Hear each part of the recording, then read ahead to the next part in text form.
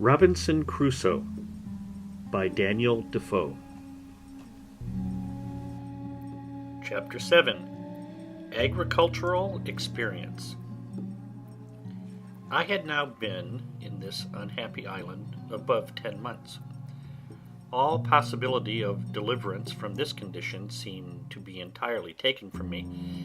and I firmly believed that no human shape had ever set foot upon that place. Having now secured my habitation, as I thought,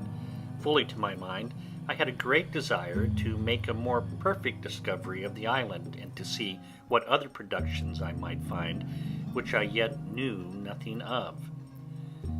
It was on the 15th of July that I began to take a more particular survey of the island itself. I went up the creek first, where, as I hinted, I brought my rafts on shore.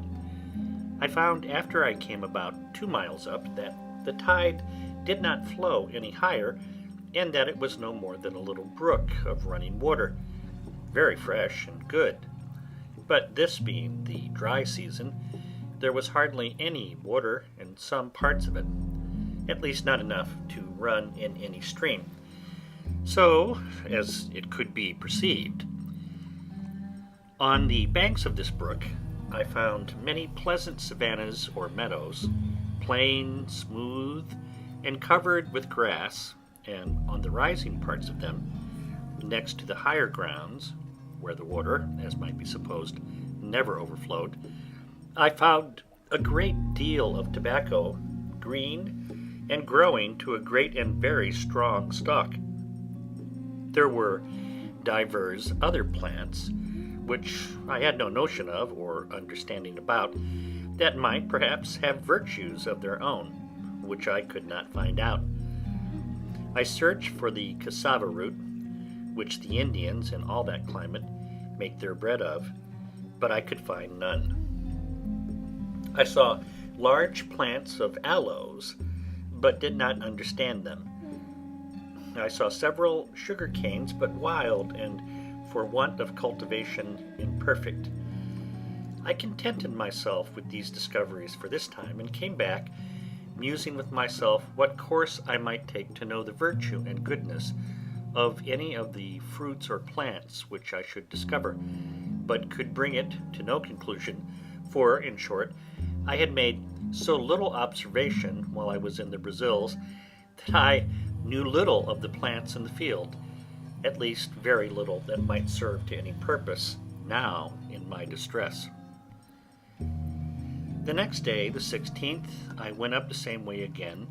and after going somewhat further than I had gone the day before, I found the brook and the savannas cease, and the country become more woody than before. In this part I found different fruits, and particularly I found melons upon the ground in great abundance, and grapes upon the trees. The vines had spread indeed over the trees, and the clusters of grapes were just now in their prime, very ripe and rich. This was a surprising discovery, and I was exceeding glad of them, but I was warned by my experience to eat sparingly of them,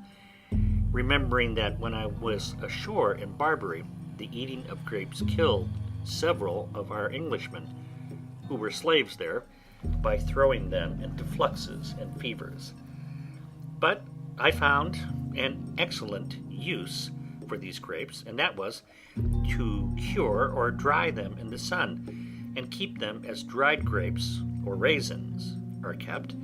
which I thought would be, as indeed they were, wholesome and agreeable to eat when no grapes could be had.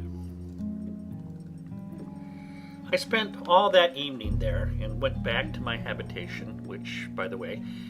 was the first night, as I might say, I had lain from home. In the night I took my first contrivance, and got up in a tree, where I slept well, and the next morning proceeded upon my discovery, traveling nearly 4 miles, as I might judge by the length of the valley, keeping still due north, with a ridge of hills on the south and north side of me. At the end of this march I came to an opening where The country seemed to descend to the west, and a little spring of fresh water, which issued out of the side of the hill by me, ran the other way, that is, due east. And the country appeared so fresh, so green, so flourishing, everything being in a constant verdure or flourish of spring, that it looked like a planted garden. I descended a little on the side of that delicious vale, surveying it with a secret kind of pleasure, though mixed with my other afflicting thoughts, to think that this was all my own, that I was king and lord of all this country indefensibly, and had a right of possession, and if I could convey it, I might have it in inheritance as completely as any lord of a manor in England. I saw here abundance of cocoa trees, orange and lemon and citron trees, but all wild, and very few bearing any fruit, at least not then. However, the green limes that I gathered were not only pleasant to eat, but very wholesome, and I mixed their juice afterwards with water, and made it very wholesome, and very cool and refreshing. I found now I had business enough to gather and carry home, and I resolved to lay up a store as well of grapes as limes and lemons, to furnish myself for the wet season, which I knew was approaching. In order to do this, I gathered a great heap of grapes in one place, a lesser heap in another place, and a great parcel of limes and lemons in another place, and taking a few of each with me, I traveled homewards, resolving to come again and bring a bag or sack, or what I could make, to carry the rest home. Accordingly, having spent 3 days in this journey, I came home, so I must now call my tent and my cave my home. But before I got thither, the grapes were spoiled, the richness of the fruit and the weight of the juice having broken them and bruised them. They were good for little or nothing. As to the limes, they were good, but I could bring but a few. The next day, being the 19th, I went back, having made me 2 small bags to bring home my harvest, but I was surprised, when coming to my heap of grapes, which were so rich and fine when I gathered them, to find them all spread about, trod to pieces, and dragged about, some here, some there, and abundance eaten and devoured. By this I concluded there were some wild creatures thereabouts which had done this, but what they were I knew not. However, as I found there was no laying them up on heaps, and no carrying them away in a sack, but that one way they would be destroyed, and the other way they would be crushed with their own weight, I took another course, for I gathered a large quantity of the grapes and hung them trees, that they might cure and dry in the sun. And as for the limes and lemons, I carried as many back as I could well stand under. When I came home from this journey,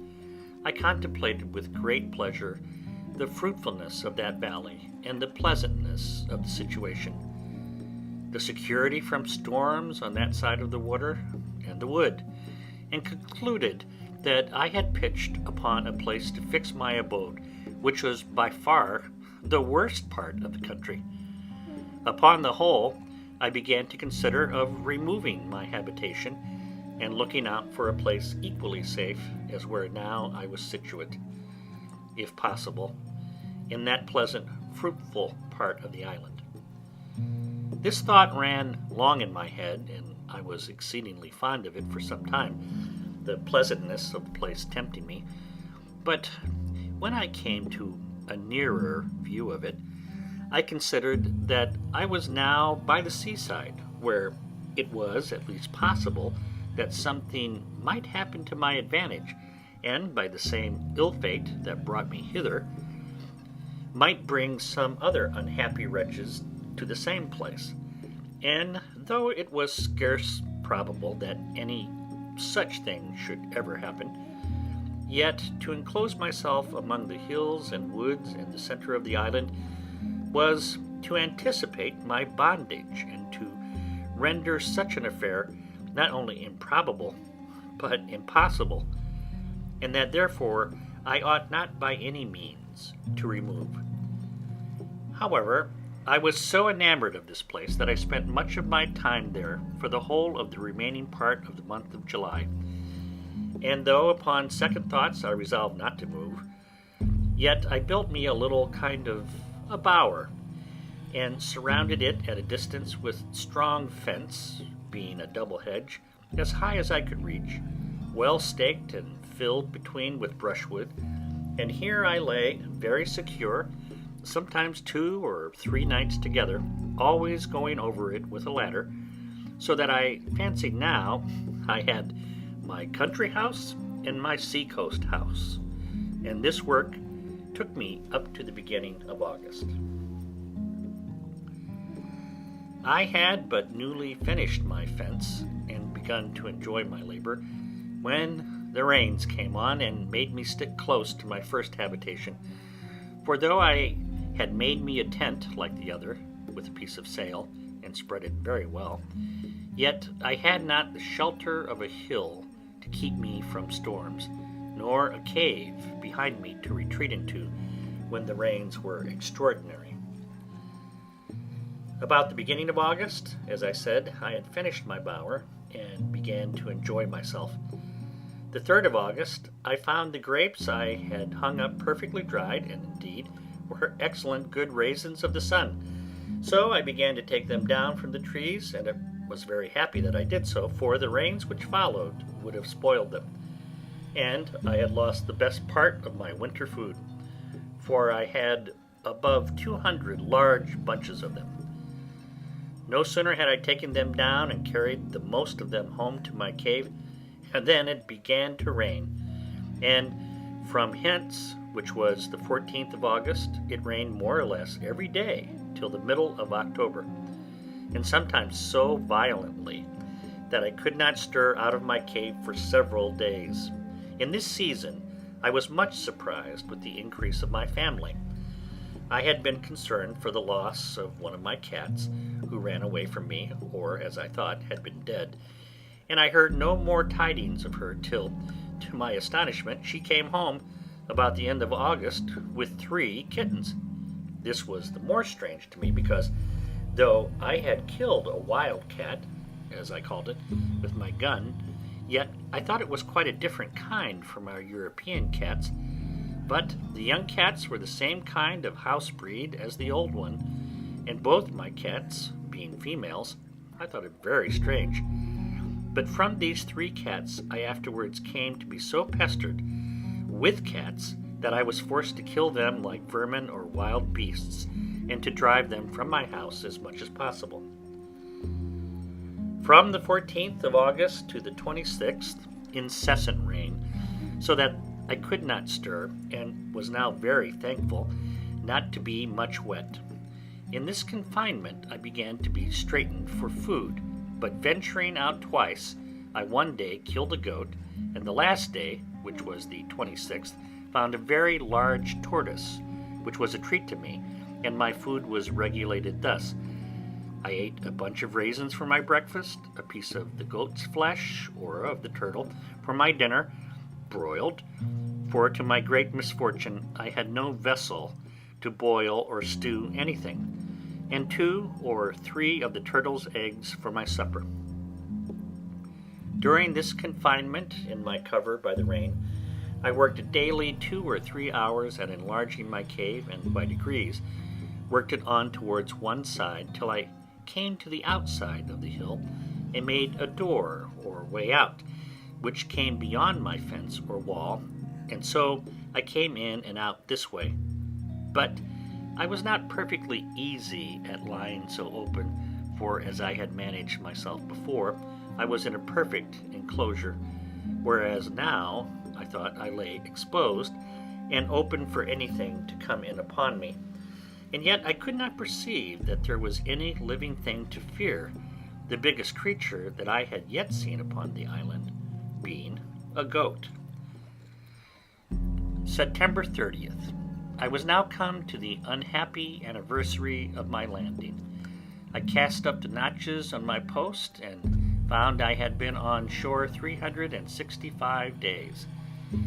I kept this day as a solemn fast, setting it apart for religious exercise, prostrating myself on the ground with the most serious humiliation, confessing my sins to God, acknowledging his righteous judgments upon me, and praying to him to have mercy on me through Jesus Christ. And not having tasted the least refreshment for 12 hours, even till the going down of the sun, I then ate a biscuit cake and a bunch of grapes and went to bed, finishing the day as I began it. I had all this time observed no Sabbath day, for as at first I had no sense of religion upon my mind, I had after some time omitted to distinguish the weeks by making a longer notch than ordinary for the Sabbath day, and so did not really know what any of the days were, but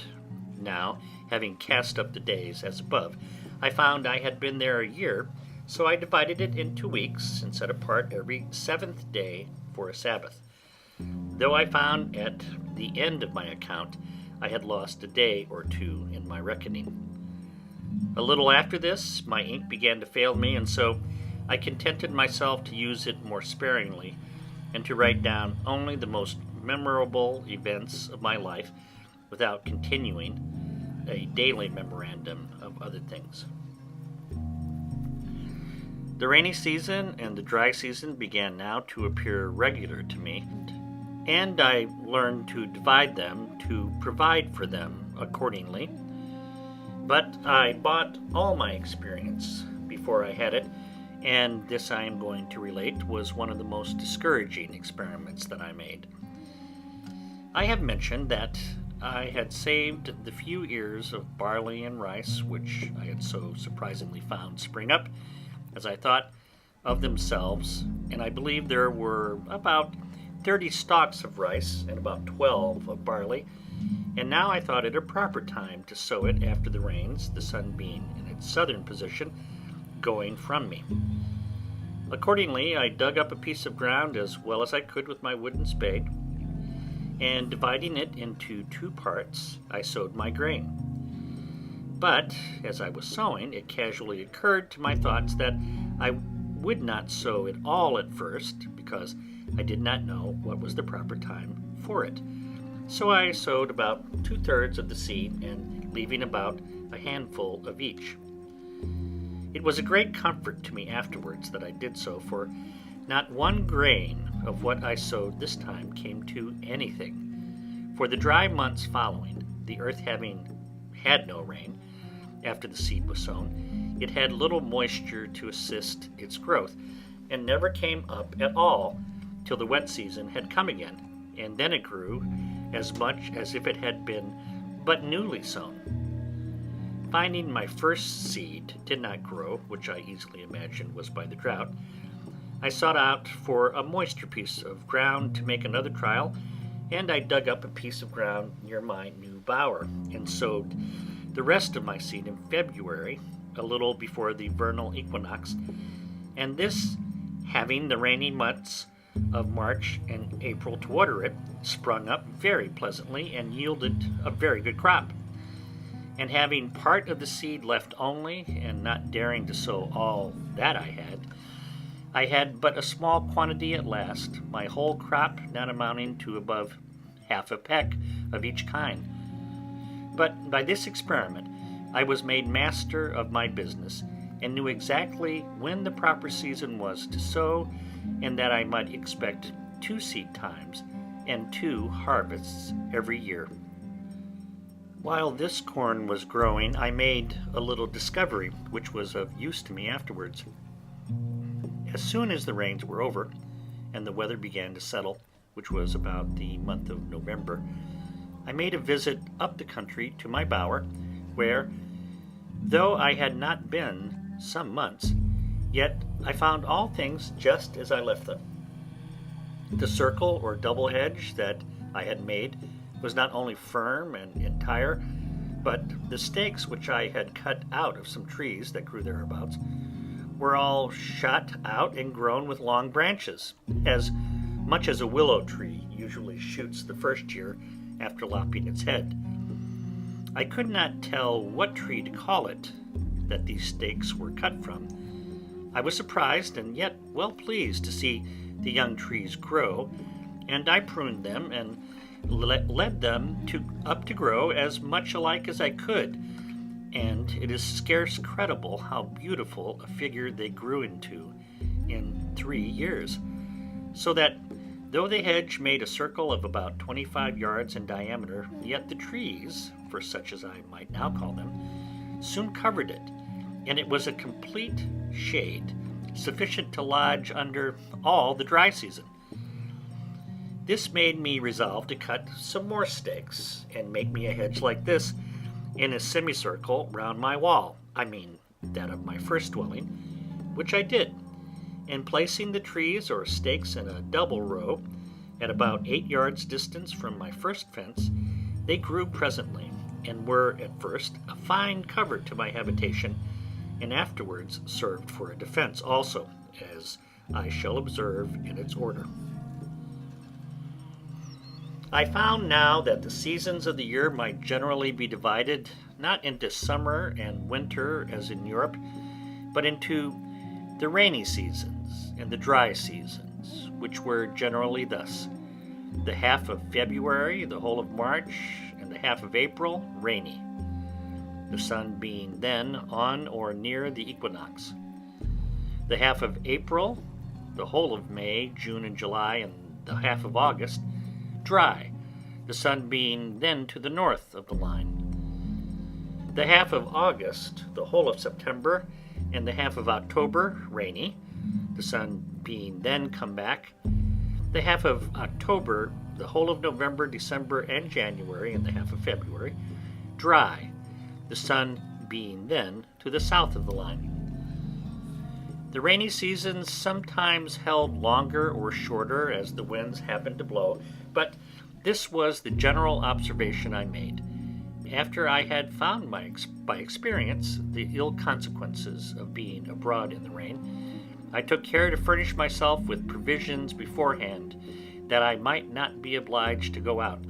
and I sat within doors as much as possible during the wet months. This time I found much employment, and very suitable also to the time, for I found great occasion for many things which I had no way to furnish myself with, but by hard labor and constant application. Particularly, I tried many ways to make myself a basket, but all the twigs I could get for the purpose proved so brittle that they would do nothing. It proved of excellent advantage to me now, that when I was a boy, I used to take great delight in standing at a basket maker's in the town where my father lived, to see them make their wicker ware, and being, as boys usually are, very officious to help, and a great observer of the manner in which they worked these things, and sometimes lending a hand, I had by these means full knowledge of the methods of it, and I wanted nothing but the materials, when it came into my mind that the twigs of that tree from whence I cut my stakes that grew might possibly be as tough as the sallows, willows, and osiers in England, and I resolved to try. Accordingly, the next day I went to my country house, as I called it, and cutting down some of the smaller twigs, I found them to my purpose as much as I could desire. Whereupon I came the next time prepared with a hatchet to cut down a quantity, which I soon found, for there was a great plenty of them. These I set up to dry within my circle or hedge, and when they were fit for use I carried them to my cave, and here during the next season I employed myself in making, as well as I could, a great many baskets, both to carry earth or to carry or lay up anything, as I had occasion. And though I did not finish them very handsomely, yet I made them sufficiently serviceable for my purpose. Thus, afterwards, I took care never to be without them, and as my wickerware decayed, I made more, especially strong, deep baskets to place my corn in, instead of sacks, when I should come to have any quantity of it. Having mastered this difficulty, and employed a world of time about it, I bestirred myself to see, if possible, how to supply 2 wants. I had no vessels to hold anything that was liquid, except 2 runlets, which were almost full of rum, and some glass bottles, some of the common size, and others which were case bottles, square, for the holding of water, spirits, etc. I had not so much as a pot to boil anything, except a great kettle, which I saved out of the ship, and which was too big for such as I desired it. That is, to make broth and stew a bit of meat by itself. The second thing I fain would have had was a tobacco pipe, but it was impossible to make me one. However, I found a contrivance for that too, at last. I employed myself in planting my 2nd rows of stakes or piles, and in this wicker working all the summer or dry season, when another business took me up more time than it could be imagined I could spare. End of chapter 7.